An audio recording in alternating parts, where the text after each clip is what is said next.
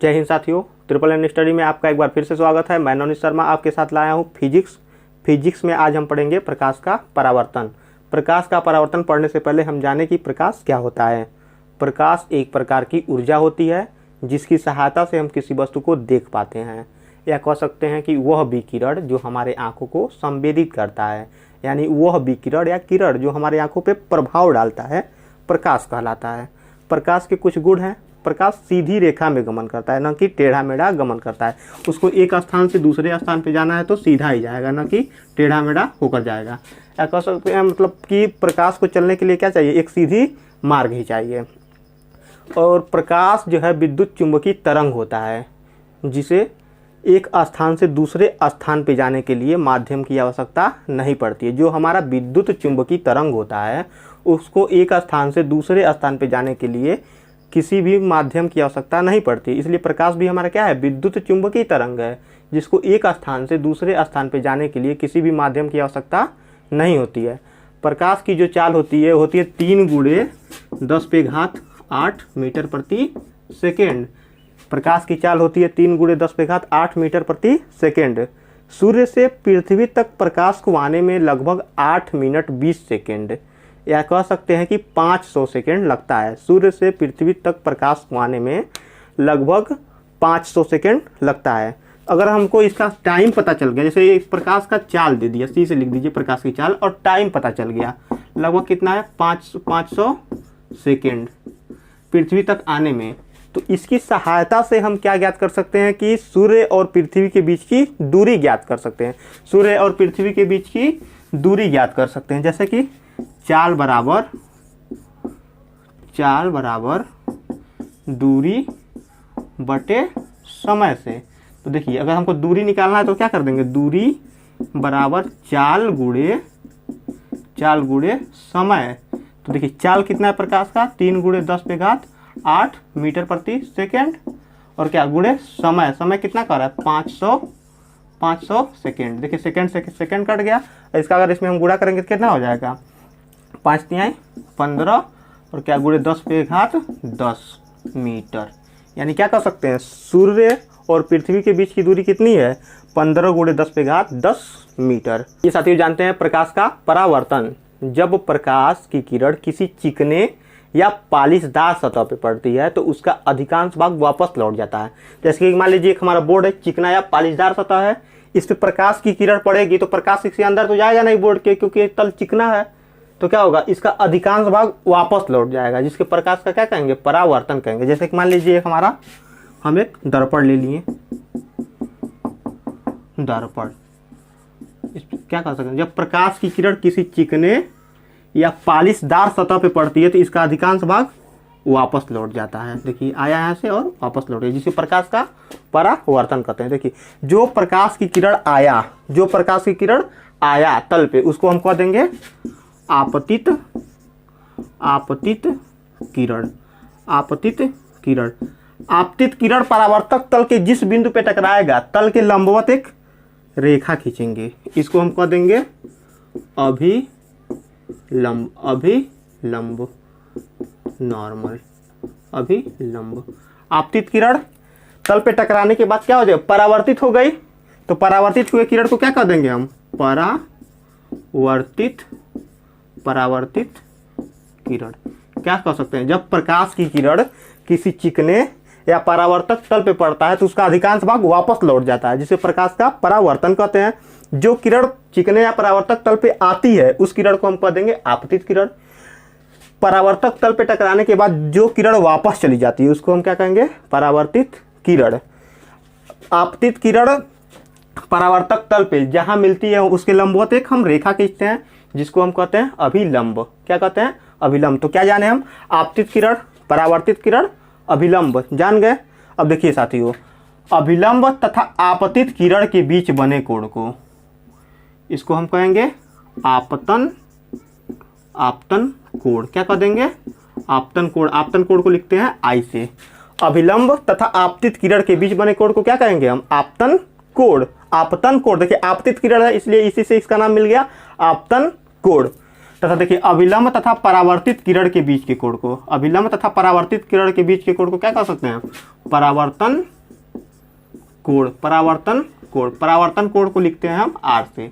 देखिए आपतित किरण और अभिलंब इन दोनों के बीच का कोण है ना, अभिलंब और आपतित किरण के बीच का कोण है, तो इसको हम क्या कहें? आपतन कोण कर दिए। देखिए आपतित किरण का कोण है ना, तो इसलिए हम इसको आपतन कोण कर दिए। परावर्तित किरण का कोण है तो हम क्या कर दिए? परावर्तन कोण।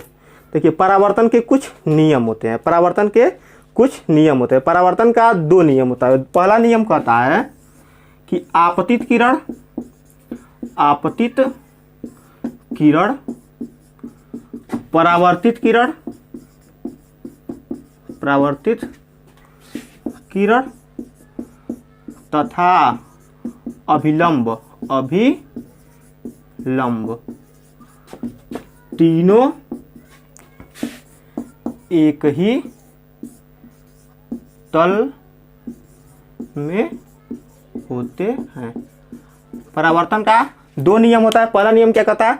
आपतित किरण, परावर्तित किरण तथा क्या? अभिलंब तीनों एक ही तल में होते हैं, तीनों एक ही तल में है। आपतित किरण, परावर्तित किरण तथा अभिलंब तीनों एक ही तल में होते हैं। और इसका दूसरा नियम कहता है कि जो आपतन कोण होता है वो परावर्तन कोण के क्या होता है? बराबर होता है। दूसरा क्या कर रहा है? आपतन कोण, आपतन कोण बराबर परावर्तन कोण। आपतन कोण परावर्तन कोण के बराबर होता है। परावर्तन के 2 नियम होते हैं। पहला नियम क्या कहता है कि आपतित किरण, परावर्तित किरण तथा अभिलंब तीनों एक ही तल में होंगे। दूसरा क्या कर रहा है? आपतन कोण तथा परावर्तन कोण आपस में क्या होते हैं? बराबर होते हैं।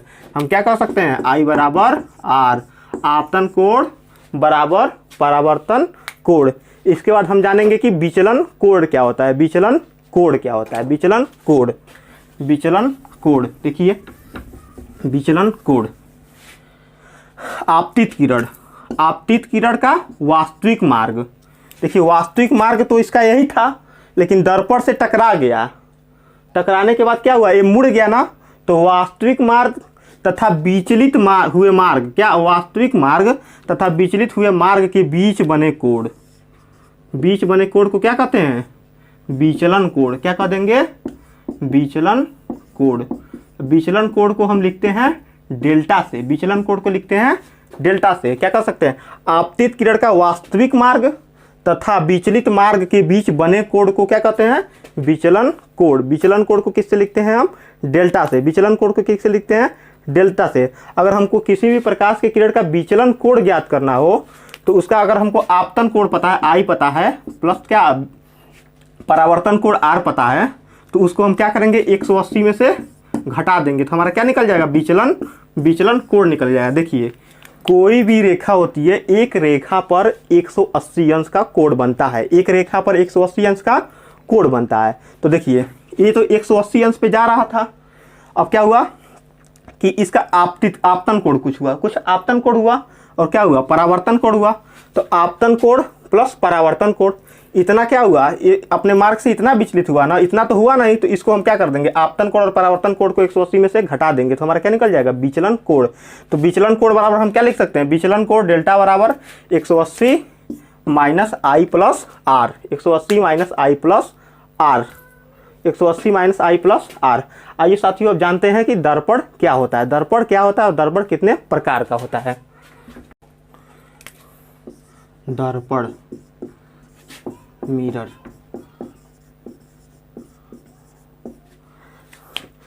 दर्पण किसी कांच का कटा हुआ भाग होता है।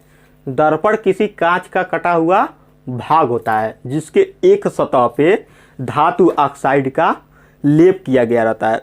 दर्पण किसी कांच का कटा हुआ भाग होता है जिसके एक सतह पे धातु ऑक्साइड का लेप किया गया होता है। जैसे हम भी दर्पण देखे हैं, हाँ शीशा घर पे देखते हैं, दर्पण देखते हैं, तो क्या होता है? किसी कांच का कटा हुआ भाग होता है जिसके एक सतह पे देखते होंगे पीछे की तरफ क्या हुआ होता है? धातु ऑक्साइड का लेप होता है। धातु ऑक्साइड का लेप क्या करते हैं? एक ही साइड में करेंगे, अगर दोनों साइड में कर देंगे तो क्या हो जाएगा? वो क्या हो जाएगा कि मतलब अपारदर्शी हो जाएगा, जिससे हमको क्या प्रकाश के परावर्तन का गुण नहीं दिखेगा। तो क्या कर सकते हैं? दर्पण एक कांच का कटा हुआ भाग होता है जिसके एक सतह पे धातु ऑक्साइड का लेप हुआ होता है। दर्पण जो होता है हमारा दो प्रकार के होता है। दर्पण क्या होता है? दो प्रकार के। दर्पण हमारा दो प्रकार के होता है। पहला होता है हमारा समतल दर्पण और दूसरा होता है गोलीय दर्पण। पहला क्या होता है? समतल दर्पण और दूसरा होता है गोलीय दर्पण। समतल दर्पण किसी समतल कांच का कटा हुआ भाग होता है। समतल दर्पण किसी समतल कांच का कटा हुआ भाग होता है जिसके एक सतह पे धातु ऑक्साइड का लेप हुआ होता है। देखिए कोई हमारा क्या हुआ, समतल कांच का कटा हुआ भाग होता है जिसके एक सतह पे धातु ऑक्साइड का लेप हुआ होता है। जैसे एक सतह देखिए, अगर इसको हम साइड से देखें तो ऐसे दिखेगा, ये पीछे क्या होगा, एक सतह पे धातु ऑक्साइड का लेप हुआ है। तो क्या कह सकते हैं, समतल दर्पण किसी समतल कांच का कटा हुआ भाग होता है जिसके एक सतह पे, देखिए इसमें तो हम बना के दिखा नहीं सकते हैं, इसलिए इसको क्या किए, ऐसे पलट के इसको साइड से दिखाने का प्रयास किए, इसका क्रॉस सेक्शन दिखाने का प्रयास किए हैं, अनुप्रस्थ काट दिखाने का प्रयास किए हैं। उसमें क्या है, देखिए अब एक सतह पे क्या हुआ, धातु ऑक्साइड का लेप हुआ है और एक सतह क्या है हमारा दर्पण के जैसा काम करेगा। तो क्या कर सकते हैं, समतल दर्पण किसी समतल कांच का कटा हुआ भाग होता है जिसके एक सतह पे धातु ऑक्साइड का लेप हुआ होता है। इसके बाद आ जाइए गोलीय दर्पण। तो गोलीय दर्पण क्या कर सकते हैं, गोलीय दर्पण किसी खोखले कांच के गोले का कटा हुआ भाग होता है।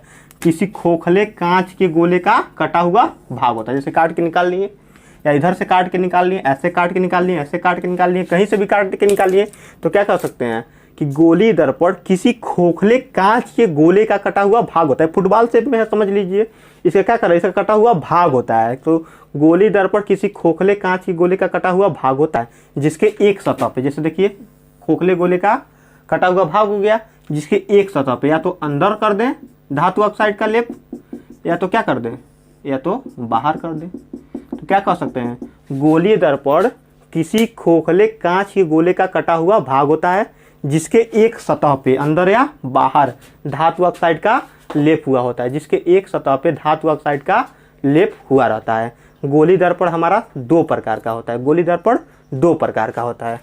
गोलीय दर्पण दो प्रकार का होता है। पहला होता है हमारा अवतल दर्पण और दूसरा होता है उत्तल दर्पण। दूसरा होता है उत्तल दर्पण। अवतल दर्पण उस खोखले कांच के गोले का कटा हुआ भाग जिसके बाहर की तरफ धातु ऑक्साइड का लेप हुआ होता है। उस खोखले कांच के गोले का कटा हुआ भाग, खोखले कांच के गोले का कटा हुआ भाग जिसके बाहर के तरफ धातु ऑक्साइड का लेप हुआ होता है, यानी जिसके अंदर जगह होता है, जिसके अंदर जगह होता है, ऐसे दर्पण को हम अवतल दर्पण बोलते हैं। उस खोखले कांच के गोले का कटा हुआ भाग जिसके बाहर की तरफ धातु ऑक्साइड का लेप हुआ होता है उसको क्या कहते हैं, अवतल दर्पण कहते हैं। सबसे बढ़िया धातु होता है रजत, चांदी। जो सबसे बढ़िया दर्पण बनाता है किस धातु का होता है, चांदी के दर्पण का होता है। तो क्या कर सकते हैं, उस खोखले कांच के गोले का कटा हुआ भाग जिसके बाहर की तरफ धातु ऑक्साइड का लेप हुआ होता है उसको क्या कहते हैं, अवतल दर्पण, या क्या जिसके अवतल दर्पण। अवतल को अंग्रेजी में कहते हैं कॉनकेव मिरर। अवतल को अंग्रेजी में कहते हैं कॉनकेव और मिरर मीन्स दर्पण। जिस खोखले कांच के गोले के कटे हुए भाग के अंदर की ओर धातु ऑक्साइड का लेप होता है उसको हम क्या कहते हैं, उसको हम कहते हैं उत्तल दर्पण। जिसका तल क्या है, उभरा हुआ है, उसको हम क्या कह देंगे, उत्तल दर्पण। उत्तल दर्पण। साथियों कोई भी दर्पण पहचाना क्या है, बिल्कुल आसान है। देखिए अगर हम इस पे क्या करें, लेप कर दें, पूछ दे कौन सा दर्पण है, तो क्या देखिए इसका लेप किधर हुआ है, लेप अंदर की तरफ हुआ है। अंदर कैसे पहचानेंगे, देखिए एक खोखले कांच का गोला है, अगर देखिए इसके अंदर की तरफ लेप हुआ है, ऐसा नहीं है कि इसको ऐसे अगर ऐसे भी रख दें तो भी क्या होगा, अंदर की तरफ ही लेप होगा। तो जिसके अंदर की तरफ धातु ऑक्साइड का लेप हुआ रहेगा वो क्या हो जाएगा हमारा उत्तल दर्पण। जिसके अंदर की तरफ देखिए इसका तल क्या है, उभरा हुआ है, परावर्तक तल क्या है, उभरा हुआ है, उभरे हुए तल को क्या कहेंगे, उत्तल दर्पण। उत्तल दर्पण। दूसरा क्या बच गया, जिसके हम क्या कर दें, बाहर की तरफ धातु ऑक्साइड का लेप कर दें, इसको क्या कहेंगे, अवतल दर्पण। इधर हो गया, इसको हम क्या कहेंगे, अवतल दर्पण। अवतल दर्पण कर देंगे। एकदम सीधा हो गया। इसके ऊपर या नीचे कहीं भी धातु ऑक्साइड का लेप करे, ये हमारा क्या हो जाएगा, ये हमारा हो जाएगा समतल दर्पण। समतल दर्पण ये हमारा क्या हो जाएगा, उत्तल दर्पण। उत्तल दर्पण। Convex mirror. कॉन्वेक्स मिरर, इसको हम क्या कह सकते हैं, प्लेन मिरर। प्लेन मिरर, इसको हम कह सकते हैं अवतल दर्पण। अवतल दर्पण। Concave mirror. देखिए केव, कॉनकेव मिरर। कॉनकेव मिरर, तो केव मीन्स होता है गुफा। गुफे के अंदर क्या होता है, जगह। तो अवतल दर्पण के अंदर भी क्या है, जगह है। तो दर्पण पहचान लिए, उत्तल दर्पण, अवतल दर्पण और समतल दर्पण। आइए हम दर्पण के भाग देखते हैं। दर्पण के भाग देखते हैं। दर्पण के भाग, जैसे कि मान लीजिए हम कोई दर्पण बना ले, एक हम अवतल दर्पण ही बना लेते हैं। अवतल दर्पण बना ले। पूछ दे दर्पण के भाग। दर्पण के भाग कह सकते हैं, दर्पण के भाग। दर्पण के भाग। दर्पण के भाग में सबसे पहले हम जानते हैं दर्पण का द्वारक क्या होता है। दर्पण का द्वारक, पहला क्या हो गया, द्वारक। द्वारक कह सकते हैं दर्पण के परावर्तक तल के व्यास को, दर्पण के परावर्तक तल के व्यास को दर्पण का द्वारक कहते हैं। जैसे इसका नाम दे दिए यम यन, इसको मैं यहाँ से क्या कर दे, मिला दे। तो दर्पण के परावर्तक तल के व्यास को दर्पण का क्या कहते हैं, द्वारक। दर्पण के परावर्तक तल के व्यास को दर्पण का द्वारक कहते हैं। पहला पॉइंट क्लियर हुआ। द्वारक क्या होता है, दर्पण के परावर्तक तल के व्यास को दर्पण का द्वारक कहते हैं। इसको यम और यन से प्रदर्शित करते हैं। यम और यन से प्रदर्शित करते हैं। तो हम क्या कह सकते हैं, यम यन को कह सकते हैं द्वारक। क्या कह सकते हैं, द्वारक। दूसरा पॉइंट आ जाइए। दूसरा पॉइंट होता है हमारा ध्रुव। क्या, ध्रुव। ध्रुव को बोलते हैं पोल। पोल किसी का भी क्या होता है, पोल सबसे इंपॉर्टेंट होता है। पोल, ध्रुव। ध्रुव जो होता है यहाँ से और यहाँ के एकदम बीच पॉइंट में, क्या मिड पॉइंट होता है, इसको हम क्या बोलते हैं, पोल। पी से लिख दें, इसको बोलते हैं ध्रुव। तो ध्रुव का परिभाषा क्या होगा, दर्पण के परावर्तक तल के मध्य बिंदु। देखिए यहाँ से भी और यहाँ से आए, एकदम जो मध्य बिंदु पड़ा उसी को हम क्या कहेंगे, ध्रुव। उसी को कहेंगे पोल।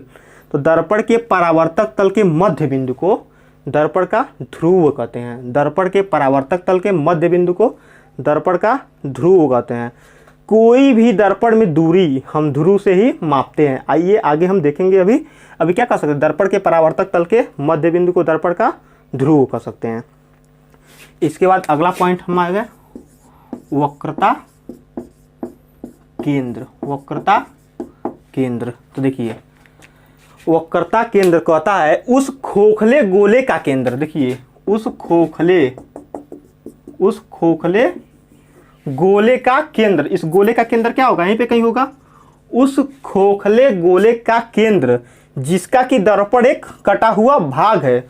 उस खोखले गोले का केंद्र जिसका कि दर्पण एक कटा हुआ भाग है, वक्रता केंद्र कहलाता है। क्या कहलाता है, वक्रता केंद्र कहलाता है। वक्रता केंद्र को हम लिखते हैं सी से। उस खोखले गोले का केंद्र जिसका कि दर्पण एक कटा हुआ भाग है, वक्रता केंद्र कहलाता है। इसको हम सी से लिखते हैं।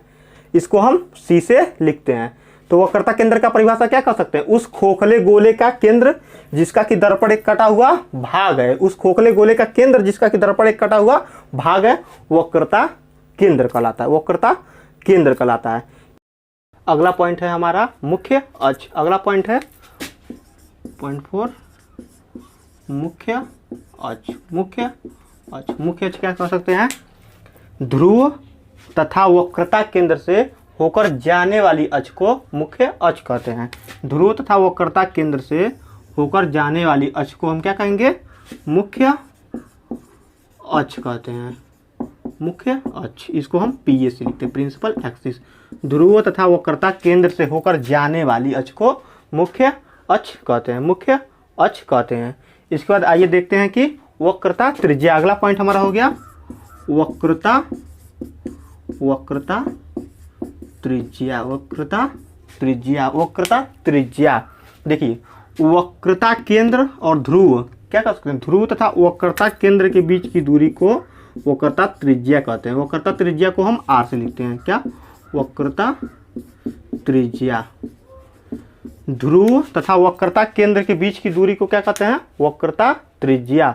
ध्रुव तथा वक्रता केंद्र के बीच की दूरी को कहते हैं वक्रता त्रिज्या। ध्रुव तथा वक्रता केंद्र के बीच की दूरी को कहते हैं वक्रता त्रिज्या। देखिए जब हमारा मुख्य फोकस क्या है, मुख्य फोकस, जब प्रकाश की किरण मुख्य अक्ष के समानांतर चलती है, जब प्रकाश की किरण मुख्य अक्ष के समानांतर चलती है तो दर्पण से टकराने के बाद मुख्य अक्ष को जिस बिंदु पे काटती है या काटती हुई प्रतीत होती है। अवतल दर्पण है तो काट रही है, उत्तल दर्पण होता तो काटती हुई प्रतीत होती।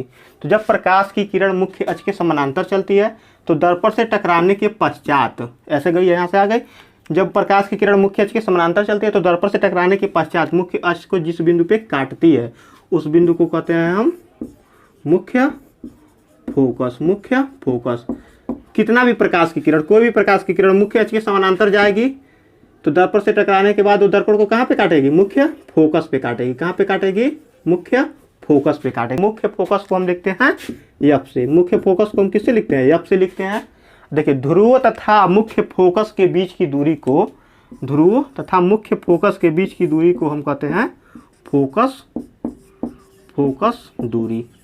ध्रुव तथा मुख्य फोकस के बीच की दूरी को क्या कहते हैं, फोकस दूरी। इसको कैपिटल एफ से लिखते हैं, कैपिटल एफ से लिखते हैं। सबसे पहले हम क्या पढ़े थे, द्वारक।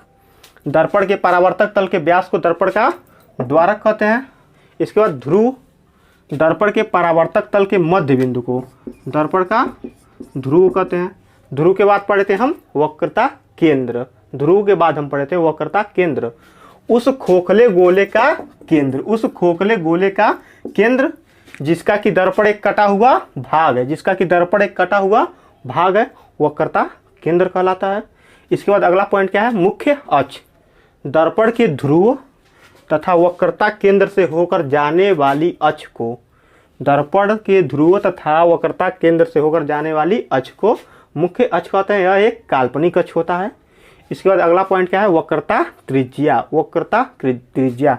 दर्पण के ध्रुव तथा वक्रता केंद्र के बीच की दूरी को क्या कहते हैं हम, वक्रता त्रिज्या। वक्रता त्रिज्या। वक्रता त्रिज्या को हम लिखते हैं आर से। वक्रता त्रिज्या को लिखते हैं हम आर से। इसके बाद अगला पॉइंट क्या है, मुख्य फोकस।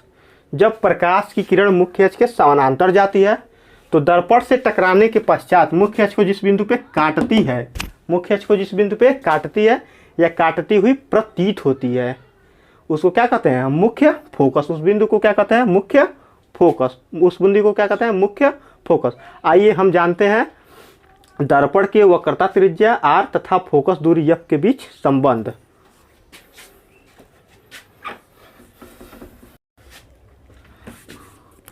दर्पण के वक्रता त्रिज्या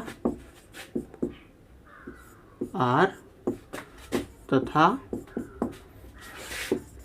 फोकस दूरी एफ के बीच संबंध कह सकते हैं कि जो फोकस दूरी, दर्पण की फोकस दूरी वक्रता त्रिज्या की आधी होती है। दर्पण की फोकस दूरी, दर्पण की फोकस दूरी वक्रता त्रिज्या आर की आधी होती है। दर्पण की फोकस दूरी वक्रता त्रिज्या आर की आधी होती है, या कह सकते हैं वक्रता त्रिज्या आर फोकस दूरी का दोगुना होता है। वक्रता त्रिज्या आर फोकस दूरी का दोगुना होता है। आइए इस पे हम कुछ प्रश्न देखते हैं। आइए इस पे कुछ हम प्रश्न देखते हैं। जैसे कि पूछ दिया,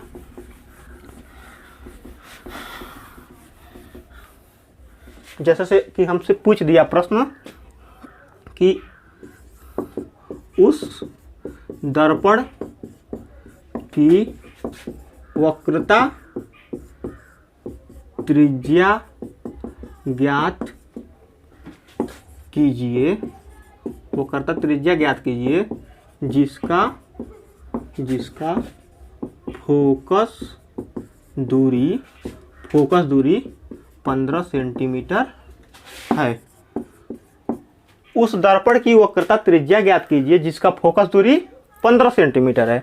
तो क्या कर रहा है, वक्रता त्रिज्या आर बराबर क्वेश्चन मार्क आर पूछ रहा है, फोकस दूरी क्या कर रहा है, फोकस दूरी कर रहा है 15 सेंटीमीटर।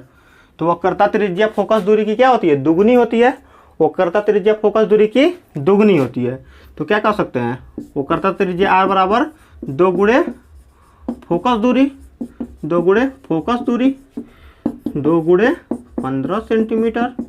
तो आर बराबर कितना हो गया, 30 सेंटीमीटर। आर बराबर 30 सेंटीमीटर। आइए अगले प्रश्न पे चलते हैं। अगला प्रश्न,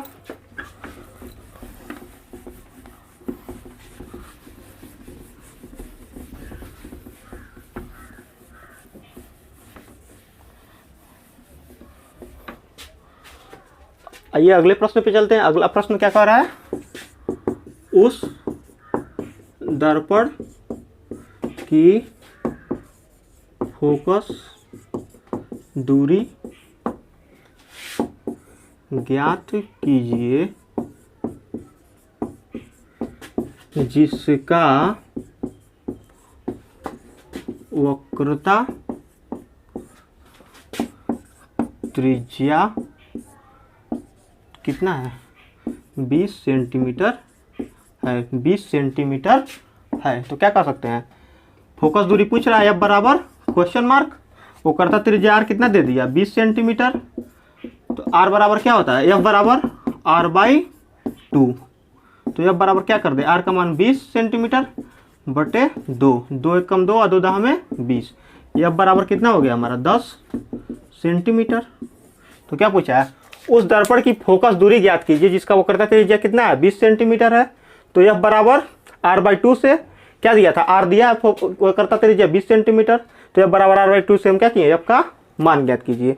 अगले क्लास में साथियों हम लेकर आएंगे कि दर्पण के फोकस दूरी का सूत्र 1/f बराबर 1/v प्लस 1/u, तथा इसके साथ हम बताएंगे इसका चिन्ह परिपाटी क्या होता है। जैसे कि ये एफ बराबर 10 सेंटीमीटर आ गया, अगर यही अवतल दर्पण होता तो 10 सेंटीमीटर माइनस में होता, उत्तल दर्पण होता तो 10 सेंटीमीटर प्लस में होता। लेकिन अभी भी हम किसी भी दर्पण की बात नहीं किए हैं, इसलिए इसमें हम किसी प्लस माइनस का चर्चा नहीं किए हैं। अगले क्लास में हम लेकर आएंगे कि दर्पण के फोकस दूरी UVF में संबंध 1/f बराबर 1/v प्लस 1/u, तथा इसका चिन्ह परिपाटी, चिन्ह परिपाटी में इसका मान कब प्लस होता है, कब मान माइनस होता है।